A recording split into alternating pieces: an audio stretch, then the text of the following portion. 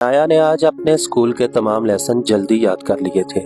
Homework मुकम्मल करने के बाद उसने अपनी नोटबुक और पेंसिल को तरतीब के साथ अपने बैग में रखा और मुझसे बोली, आए पापा, आज चाचू के घर चलते हैं। मैंने उसकी बात मान ली और थोड़ी ही देर में हम चाचू के दरवाजे पर पहुंच चुके थे।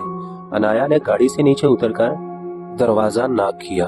दूसरी और तीसरी दस्तक के बाद भी दरवाजा ना खुला तो वो बोली, पापा ये लोग दरवाजा क्यों नहीं खोल रहे? बेटा, हो सकता है वो लोग सो रहे हों या घर पे ही ना हो या कोई दीगर मसला भी हो सकता है। चले पापा, मैं फिर दरवाजा नॉक करती हूँ। रुको बेटा, आपने दरवाजा 3 बार नॉक कर लिया है। यारे नबी सल्लल्लाहु अलैहि वसल्लम का फरमान है, इजाजत 3 बार मांगी जाए। अगर दरवाजा खुल जाए तो ठीक है, वरना बगैर गुस्सा किए वापस चले जाए। और ये भी कि दरवाजे को बहुत ज्यादा जोर से नॉक नहीं करना चाहिए।